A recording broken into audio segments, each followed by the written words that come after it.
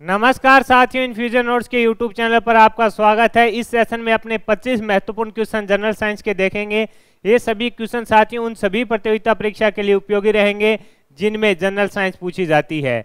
साथियों ये क्वेश्चन है जो एनसीईआरटी की पुस्तकों में से तैयार किए गए हैं, साथ ही कुछ पर्सन हैं जो पुराने एग्जाम में आए हुए हैं, वो मैं आपके साथ साझा करूंगा। मेरे द्वारा किया जा रहा यह प्रयास आपको पसंद आए तो इस सेशन को लाइक व शेयर जरूर कीजिएगा। इन्फ्यूजन नोट्स के यूट्यूब चैनल को लाइक व सब्सक्राइब कीजिएगा। शुरुआत करेंगे साथियों पहले क्वेश्चन से। पहला क्वेश्चन आपके सामने है, आपसे पूछा गया है खालिस्तान पदार्थ की वास्तविक गति द्वारा उष्मा स्थानांतरण की एक प्रणाली कौन सी है? आंसर होगा संवहन।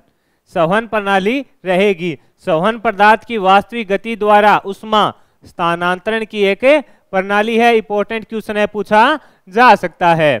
आगे बढ़ेंगे। अगला क्वेश्चन आपसे पूछा है, मिट्टी के बर्तन में रखा जल गर्मियों में भी किस कारण ठंडा रहता है? तो आंसर होगा वाष्पन के कारण है जो ठंडा रहता है। इंपॉर्टेंट क्वेश्चन रहेगा, पूछा जा सकता है। मिट्टी के बर्तन में रखा जल गर्मियों में भी किस कारण ठंडा रहता है? तो वाष्पन के कारण है जो ठंडा रहता है। आगे बढ़ेंगे।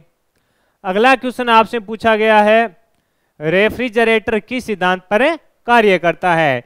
रेफ्रिजरेटर है जो किस सिद्धांत पर कार्य करता है? तो आंसर होगा प्रशीतक वाष्पीकरण के सिद्धांत पर। प्रशीतक वाष्पीकरण के सिद्धांत पर है जो रेफ्रिजरेटर कार्य करता है। अगले क्वेश्चन पर बात करेंगे। अनुदैर्ध्य तरंग कर्ण संचरण की दिशा में कंपन करते हैं, तो आंसर होगा समानांतर करते हैं। अनुदैर्ध्य तरंगों में जो कण है संचरण की दिशा में है जो समांतर कंपन करते हैं। आगे बढ़ेंगे। अगले क्वेश्चन पर बात करेंगे। अगला क्वेश्चन आपसे पूछा है, किस तरह की तरंगों में कंपन तरंग के चलने की दिशा के समानांतर गति करते हैं? तो अनुदैर्ध्य तरंग के समानांतर है जो गति करते हैं। किस तरह की तरंगों में जो कंपन है तरंग के चलने की दिशा के जो समानांतर गति करते हैं? तो इसका आंसर रहेगा अनुदैर्ध्य। इंपॉर्टेंट क्वेश्चन है, पूछा जा सकता है आपसे। आगे बढ़ेंगे। अगला क्वेश्चन आपसे पूछा गया है, संपीड़नों का निर्माण उस स्थान पर होता है जहां वायु दाब उच्च होता है। ये क्वेश्चन ये इंपॉर्टेंट रहेगा, पूछा जा सकता है। संपीड़नों का निर्माण उस स्थान पर होता है जहां वायु दाब है जो उच्च होता है। वायु दाब क्या होगा? उच्च होगा। आगे बढ़ेंगे। अगला क्वेश्चन है साथियों, जब ध्वनि हवा के माध्यम से गुजरती है तो हवा के कण किस दिशा में कंपन करते हैं? आंसर होगा तरंग प्रसार की दिशा में कंपन करते हैं। इंपॉर्टेंट लगा लेना साथियों इसको। आपसे पूछा गया है, जब ध्वनि हवा के माध्यम से गुजरती है तो हवा के कण किस दिशा में कंपन करते हैं? तरंग प्रसार की दिशा में है जो कंपन करते हैं। इंपॉर्टेंट क्वेश्चन रहेगा साथियों।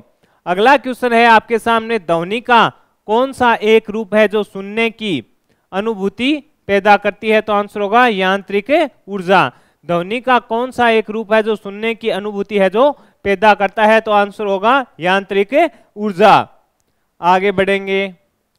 अगला क्वेश्चन आपसे पूछा है, कौन सी तरंगे चमगादड़ को उसके रास्ते में आने वाली बाधाओं का पता लगाने में सहायक होती है? तो प्रासरव्य तरंगे। आपसे पूछा है कि कौन सी तरंगे चमगादड़ को रास्ते में आने वाली बाधाओं का पता लगाने में मदद करती है? तो साथियों आंसर रहेगा प्रासरव्य तरंगे।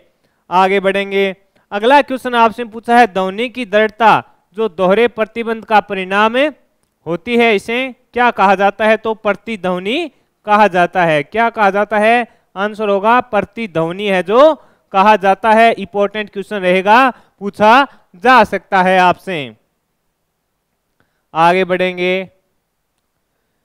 अगला क्वेश्चन आपके सामने है, एक सभागार में ध्वनि का सातत्य ध्वनि के परावर्तन की पुनरावृत्ति का परिणाम है और इसे क्या कहा जाता है? अनुरण कहा जाता है। एक सभागार में ध्वनि का सातत्य ध्वनि के परावर्तन की पुनरावृत्ति का परिणाम है, इसे क्या कहा जाता है? तो अनुरण कहा जाता है। इंपॉर्टेंट रहेगा, अनुरण कहा जाता है, पूछा जा सकता है। अगला क्वेश्चन साथियों आपके सामने है, किसी अन्य कमरे में बात कर रहे लोगों की बातें हम ध्वनि तरंगों के किस कारण सुनाई देती है, यानी किसी अन्य कमरे में बात कर रहे लोगों की बातें हमें किस कारण सुनाई देती है, तो विवर्तन के कारण है जो साथियों हमें सुनाई देती है। आगे है सोनार का पूरा नाम क्या है? Sound navigation and ranging. Sonar का पूरा नाम क्या है? आंसर होगा साउंड नेविगेशन एंड रेजिंग, इसका पूरा नाम रहेगा साथियों। आगे बढ़ेंगे, अगला क्वेश्चन आपके सामने है, प्रकाश एक अनुप्रस्थ तरंग है, साबित करती हुई एकमात्र घटना कौन सी है? ध्रुवीकरण है जो इसका उदाहरण है। आपसे पूछा है कि प्रकाश एक अनुप्रस्थ तरंग है, साबित करती हुई एकमात्र घटना कौन सी है? तो आंसर होगा ध्रुवीकरण है जो इसका आंसर रहेगा, यानी ध्रुवीकरण है वो इसका उदाहरण रहेगा।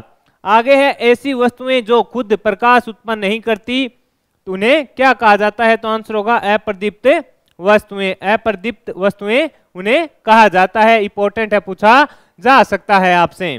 आगे बढ़ेंगे, अगला क्वेश्चन आपके सामने है, वस्तुएं जो अपनी रोशनी स्वयं उत्पादित करती है उन्हें कहा जाता है चमकदार वस्तुएं कहा जाता है। अगला क्वेश्चन आपके सामने है, अंतरिक्ष का रंग काला दिखाई देने का कारण क्या है? तो प्रकाश का प्रकीर्णन नहीं होने के कारण है जो अंतरिक्ष का रंग है जो काला दिखाई देता है। आगे है, वायुमंडल की अनुपस्थिति में आकाश का रंग कैसा होगा? तो आंसर होगा काला। वायुमंडल की अनुपस्थिति में आकाश का रंग कैसा होगा? तो आंसर होगा काला। अगला क्वेश्चन है, गहरे समुद्र में पानी का रंग नीला किसके कारण दिखाई देता है? तो प्रकाश के प्रकीर्णन के कारण है जो दिखाई देता है। गहरे समुद्र में पानी का रंग नीला किसके कारण दिखाई देता है? प्रकाश के प्रकीर्णन के कारण दिखाई देता है। बादलों का रंग सफेद किस कारण दिखाई देता है? तो प्रकाश का प्रकीर्णन के कारण है जो दिखाई देता है। उत्तल दर्पण का मुख्य फोकस कहां पर होता है? तो दर्पण के पीछे होता है। ये क्वेश्चन इंपॉर्टेंट है साथियों, पूछा जा सकता है। उत्तल दर्पण का मुख्य फोकस कहां स्थित होता है? तो आंसर होगा दर्पण के पीछे होता है। आगे बढ़ेंगे, अगला क्वेश्चन है, अवतल दर्पण का वक्रता केंद्र कहां स्थित होता है? तो आंसर है दर्पण के सामने ही, दर्पण के मुख्य एक्स पर। इंपॉर्टेंट है साथियों, पूछा जा सकता है। अवतल दर्पण का वक्रता केंद्र कहां स्थित होता है? आंसर है दर्पण के सामने ही, दर्पण के मुख्य एक्स पर होता है। अगला क्वेश्चन है, उत्तल दर्पण की फोकस दूरी क्या होगी? धनात्मक।